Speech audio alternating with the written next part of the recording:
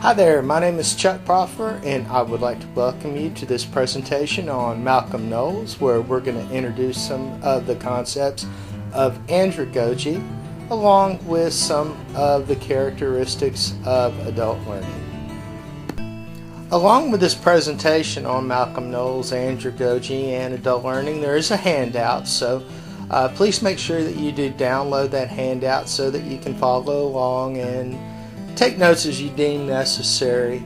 We're going to go ahead and introduce some of the learning objectives that we hope to be able to accomplish during this presentation, and we'll move into defining what an adult learner is.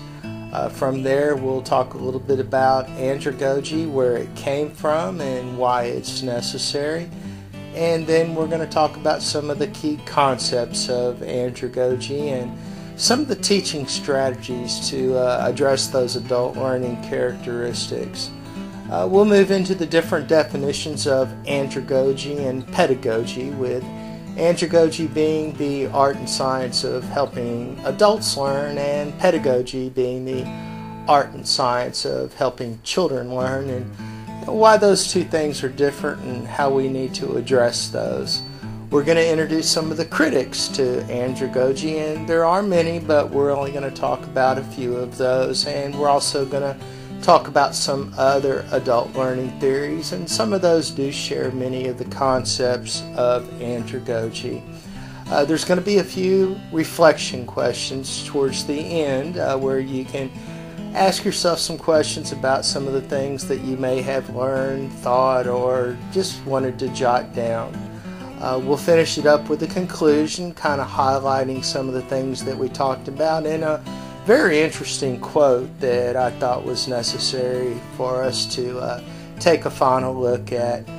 The references for the presentation are located at the end, and also there will be a link to a evaluation for the presentation, and I hope that you take a few minutes to fill that out so that I get a little bit better at what I do, and the next people who view this presentation might get a little bit more out of it. So again, my name is Chuck Proffer, and I would like to welcome you to the presentation of Malcolm Knowles, andragogy, and adult learning.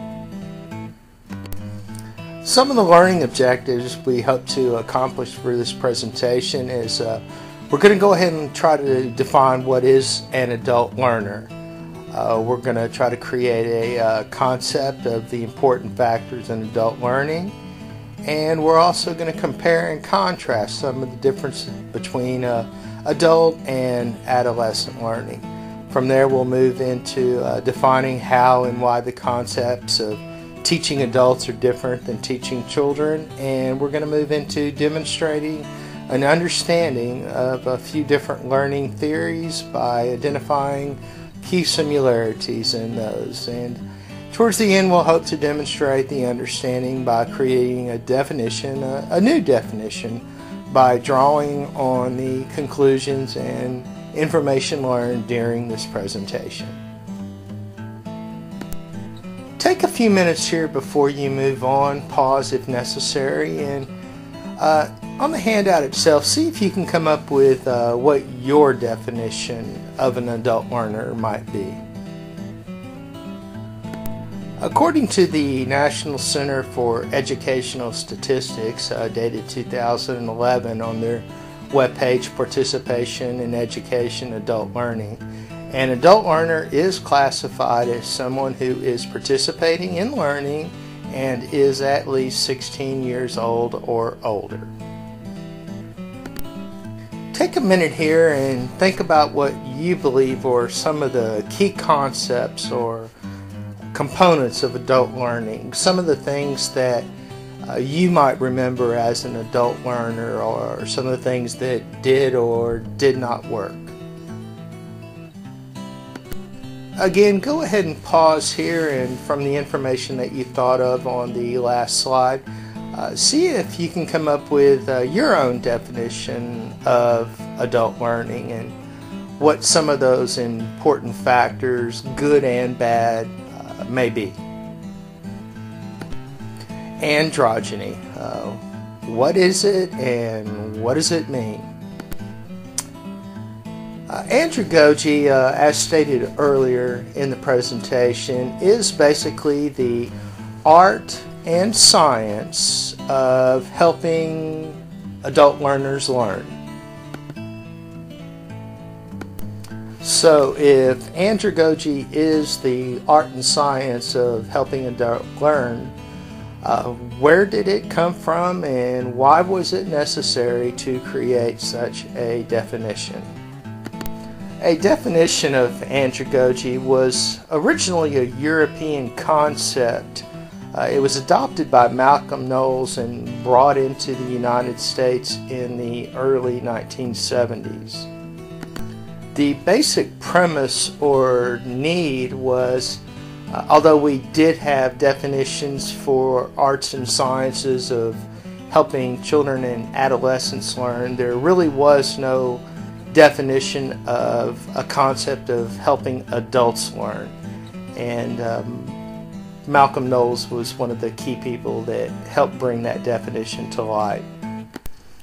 And towards the end of the late 60s and the early 70s, when adults were basically kind of looking for a place or a definition in society, defining an adult learner was something that was new, something that was desired, and it really was something that was needed at the time.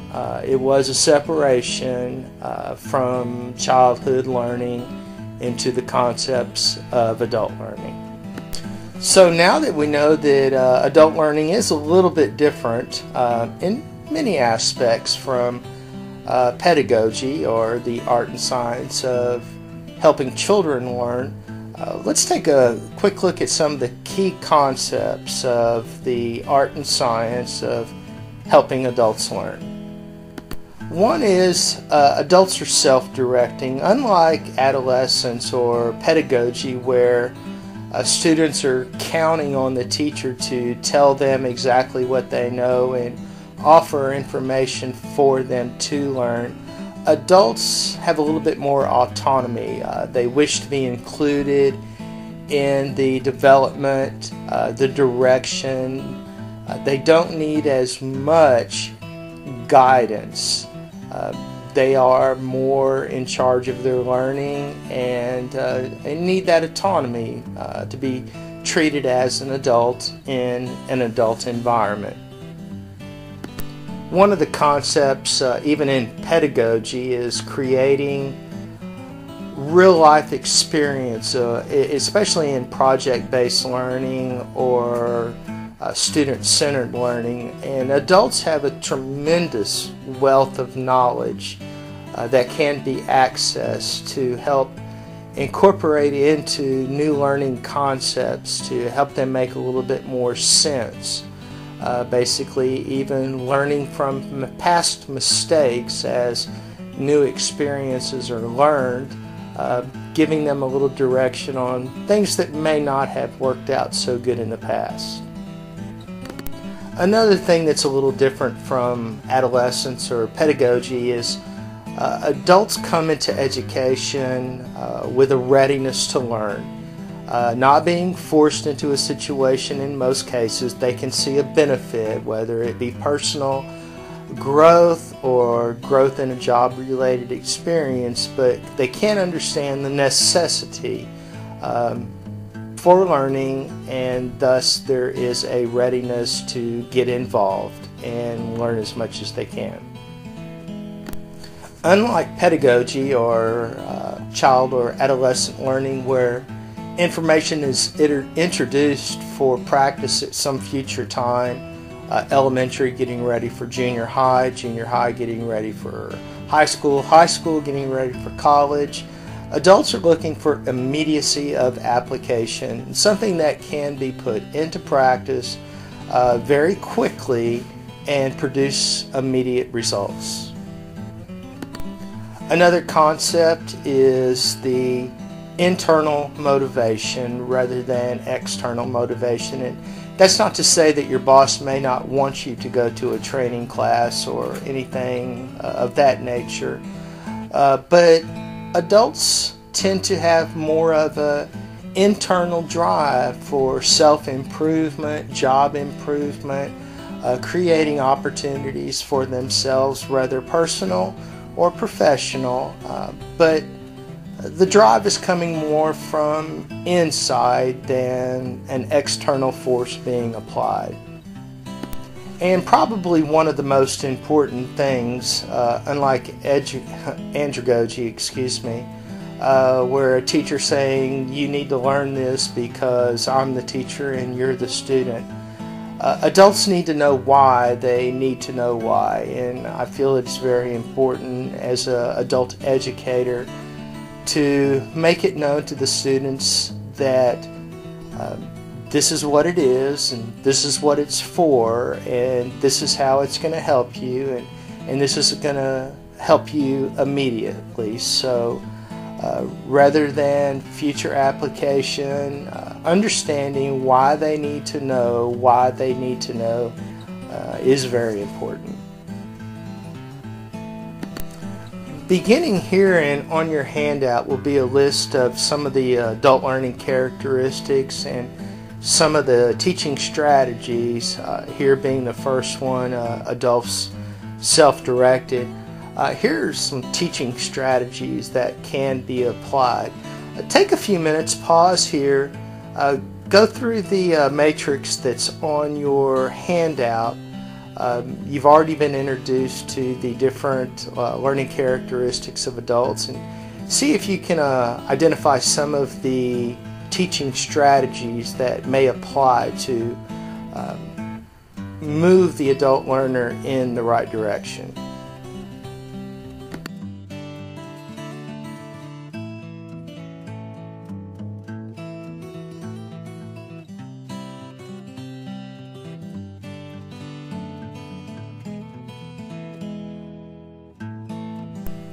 Again, very similar to the adult learning characteristics and the teaching strategies for adult learners. Here is a comparison between andragogy and adult learners and pedagogy and adolescent learners. So again, take a few minutes, go through the learning matrix that's on the handout, come up with information that you can identify with adult learners and how those differences are as compared to adolescent learners.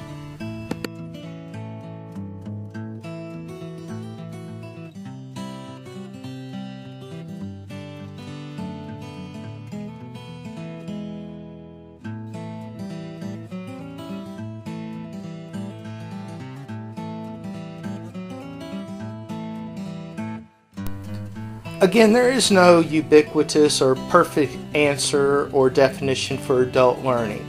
Andragogy by Malcolm Knowles is one that is much respected, but as with any theory, there are those who are critics. There are many, but we're going to go ahead and highlight just a few of them right here. As just mentioned, there is no single theory that's perfect for defining adult learning, and Brookfield is one of those who has stated that fact. Another critique that he has over andragogy is he does not feel that it is a theory itself in adult learning, but basically a set of assumptions or presumptions that identifies good practices or necessary elements for learning application. Another critic is Sandlin, who identified andragogy as biased to some degree, stereotypical, and a misrepresentation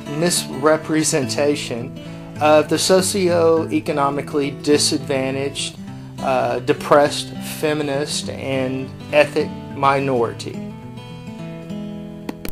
And Grace identified it, andragogy, meaning as a necessary definition of a time that was lacking a true definition of adult learning. And the last one we're going to discuss is grace. And Grace boldly stated that Andragogy was a product of the time, late 60s, early 70s, when people were looking for defining terms, and at that time there was no specific definition for adult learning, and there was a need. And by Malcolm Knowles coming up with or modifying the theory of andragogy, more than defining a learning principle, a learning theory, it satisfied a need more than anything else. And again, it's saying that there is no one definition of an adult learning theory or one perfect theory. We're going to go ahead and talk about three that have been identified as important players in adult learning theory. Jarvis's learning process theory is a holistic approach, basically involving the whole human, physically, cognitively, and emotionally, that a new experience is somehow connected with a past experience in a social context, and therefore the new experience assimilated with a past experience creates a new learning opportunity, a growth that the whole individual, the whole person is developing a new cognitive ability, a new understanding, a new learning process. Iller's three dimensions of learning, again, is more of a holistic approach involving cognitive, social, environment, emotion, basically one feeding off of the other. The environment influences the emotion influences the cognition, and the cognition again adds to a understanding of the environment. And with these three things being addressed in a circular fashion, one feeding off of the other, a new learning experience, a new learning process, a three-dimensional approach to learning is identified. And the last learning theory that we're going to look at as far as adults concerned is McCluskey. And McCluskey's theory of margins is not so much of how the learning process is affected or effected, but more of an opportunity, basically defined as a internal load, meaning what we are doing in our lives, the obligations, responsibilities that we have to family, work, social relationships, in relationship to power. And the way that's defined is the more load we have, the less power to change. And then as time goes on or our situation changes, as our internal load lessens, we have an increase in power. For example, someone wanting to return to school cannot because of the obligations to family, friends, social, work.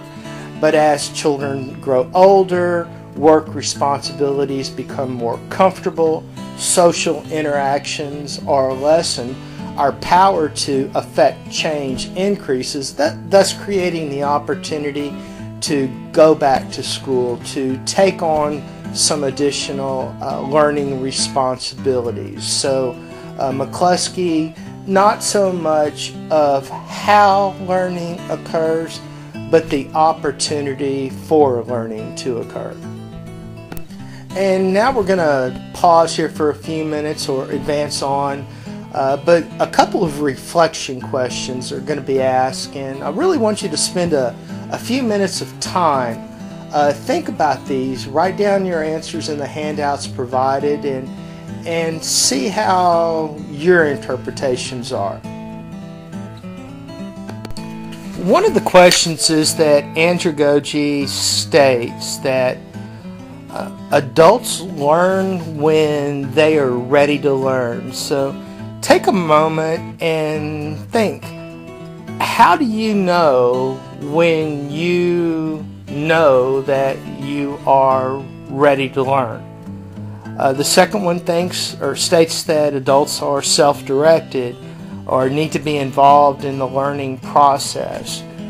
Take a moment on that and think of a situation, a time that you were or were not involved in a learning process, and as an adult learner, how you felt, whether involved or not involved, and did that affect your outlook, your attitude on learning, positively or negatively. And the last one is, Andragogy also states that adults relate new experiences to past experiences. So when learning something new, do you try to relate it to something that you have already known, something that may have worked or not worked in the past, and how you might be able to modify, assimilate, or massage that past learning experience into creating a deeper learning experience for the new thing that you are being involved with or being introduced to. Well, now that we basically concluded everything, you were asked to create a definition of adult learning at the beginning of the presentation. And with the information that you've learned from the different concepts of Andragogy, the critics, the other learning theories from McCluskey, Illyris, and Jarvis, in addition to the differences between Andragogy and pedagogy, come up now in the space provided in your handout with your new definition of adult learning. And now we finally reach the conclusion of the presentation on Malcolm Knowles, Andragogy, and adult learning. So pause for a moment, take a look, recap the conclusion, and pay special attention to the next slide. It's a very interesting quote, and I hope that you do get something out of it. Here are the references used in this presentation, and by all means, this is not the extent of information available on practices and theories of adult learning and adult development and the differences between Andragogy and pedagogy. There's many more out there, but this is a good place to start and gain a little bit more information if this is a subject that interests you. Again, there is an evaluation that follows this presentation. Once again, I do appreciate your time. I hope I was able to offer you something to give you a better understanding of Malcolm Knowles, Andragogy, adult learning, some of the critics, some of the other theories, and the differences between helping adults learn and helping children learn. Again, my name is Chuck Proffer, and I thank you for your time. I wanted to finish the conclusion of this presentation with a quote from Merriam, who is an influential contributing author, article writer, a leader in information in adult education, who goes on to explain the phenomenon of adult learning is described in many ways depending upon who is defining it and the ways that they are looking at it. It's had a movement from a psychologist's understanding into an educational understanding, and where we're headed, it seems, is going to be a combination of looking at it from many different angles and trying to, in some way, assimilate these different thoughts and different theories by different experts in different fields into coming up with a universal or a ubiquitous terms that takes into consideration all the different complex components of a simple word as adult learning.